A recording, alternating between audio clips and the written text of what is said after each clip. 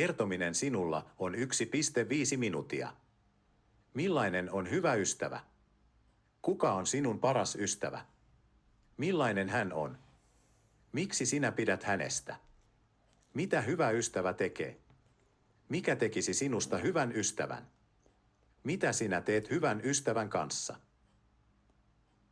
Hyvä ystävä on luotettava, ymmärtäväinen ja tukee sinua niin hyvinä kuin huonoina aikoina. Hän kuuntelee sinua, jakaa ilosi ja surusi ja on aina valmis auttamaan. Minun paras ystäväni on Maija. Hän on rehellinen, kiltti ja hauska. Pidän Maijasta, koska hän saa minut aina nauramaan ja hänen seurassaan voin olla oma itseni. Hän on aina valmis kuuntelemaan ja auttamaan minua tarvittaessa. Hyvä ystävä tekee asioita yhdessä kanssasi, viettää aikaa kanssasi ja tukee sinua kaikissa tilanteissa. Hyvä ystävä on myös luotettava ja uskollinen. Hän pitää salaisuutesi ja on aina valmis auttamaan sinua. Yritän olla hyvä ystävä olemalla kuunteleva, tukemalla ystäviäni ja olemalla heidän tukenaan silloin, kun he tarvitsevat sitä. Hyvän ystävän kanssa teen monia asioita, kuten käymme elokuvissa, käymme kahvilla ja vietämme aikaa yhdessä. Ystävän kanssa voi jakaa kaikki elämän ilot ja surut, ja yhdessäolo tekee kaikesta hauskempaa ja helpompaa. Keskustelu myynti-ilmoituksesta. Olet laittanut myytävänä ilmoituksen ilmaisjakelulehden palstalle. Saat puhelun kiinnostuneelta ostajalta. Keksi itse, mitä tavaraa olet myymässä. Heippa, täällä on Bahets Karim. Terhi Rissanen tässä hei. Soitinko oikeaan numeroon? Onko teillä myytävänä ilmoitus lehdessä? Kyllä, soititte oikeaan numeroon. Minulla on ilmoitus lehdessä, myyn käytetyn polkupyörän. Kertoisitko siitä vähän tarkemmin, millainen se on? Totta kai. Se on hyväkuntoinen, väri on musta ja siinä on tavarateline sekä etu- ja takavalot. Se sopii erinomaisesti kaupunkiajoon. Entä miten vanha se on ja miten paljon sitä on käytetty? Pyörä on noin 3 vuotta vanha. Olen käyttänyt sitä melko säännöllisesti työmatkoihin, mutta se on edelleen hyvässä kunnossa ja kaikki osat toimivat. Ja paljonko sä pyydät siitä? Hinta on 150 €. Se on todella edullinen, kun ottaa huomioon pyörän kunnon ja varusteet. Joo, voisko sitä tulla katsomaan? Tietysti, miten olisi huomenna kello 17? Asun keskustie 12, tässä keskustan lähellä.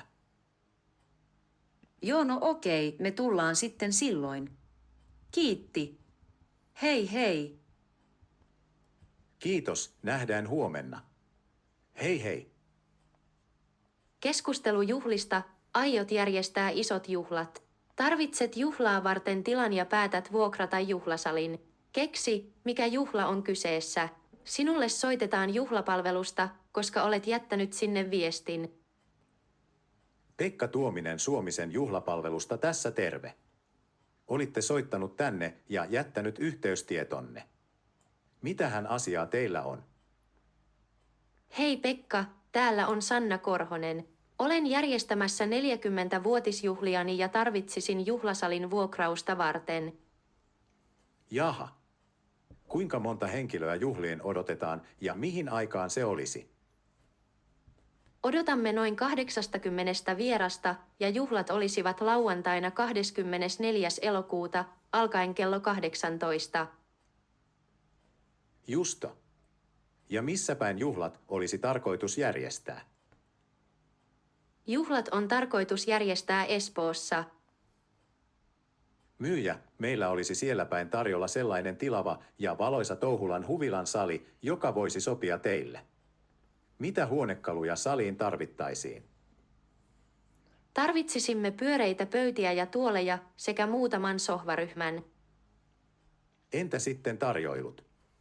Meillä olisi myös pitopalvelua saatavilla. Sekä suolaista että makeaa voidaan järjestää. Mitä vaihtoehtoja teillä olisi pääruokien ja jälkiruokien osalta? Meillä on niin paljon monenlaista. Minä lähetän sinulle sähköpostilla tarkempia tietoja tarjoilusta. Tämä taitaa olla tällä selvä, ellei teillä ole jotain kysymyksiä. Mikä olisi tilan ja tarjoilujen kokonaishinta? No, voi olla, että se menee sinne 500–600 euron paikkeille. Mutta minä laitan teille sähköpostiin tarkemmat hintatiedot. Laitan postia tulemaan teille vielä tänään, niin palataan sitten asiaan. Hienoa, kiitos paljon. Jään odottamaan sähköpostianne. Hei hei. Tilannetehtävät. Heippa! Tänään täällä on todella kaunis sää. Aurinko paistaa ja lämpötila on noin 25 astetta. Täydellinen päivä ulkoilulle. Tilanne 2. Sinun autosi on hajonnut. Soita hinausauto paikalle. Kerro, missä olet, millainen autosi on ja mitä tapahtui. Sinulla on 30 sekuntia. Hei, tarvitsen hinausautoa. Olen osoitteessa Mannerheimin tie 10. Minulla on sininen Toyota Corolla. Auto alkoi yhtäkkiä pitää kummallista ääntä ja sammui, enkä saa sitä enää käynnistymään. Voitteko tulla mahdollisimman pian? Tilanne 3. Olet aloittanut mukavan harrastuksen. Keksi itse, minkä. Yrität houkutella ystäväsi mukaan harrastukseen. Sinulla on 30 sekuntia. Moi! Olen aloittanut maalaamisen ja se on ollut ihan mahtavaa. Se on todella rentouttavaa ja luovaa puuhaa. Tule mukaan ensi viikolla, meillä on maalausilta. Olisi hauskaa tehdä jotain uutta yhdessä. Tilanne 4. Ystäväsi kertoo, että hänen on todella vaikea oppia muistamaan uusia sanoja. Hän kysyy sinulta neuvoa. Kerro, miten sinä opettelet uusia sanoja ja mikä auttaa sinua muistamaan niitä. Sinulla on 30 sekuntia. Ymmärrän, se voi olla haastavaa. Minua auttaa, kun käytän uusia sanoja lauseis ja kirjoitan ne ylös.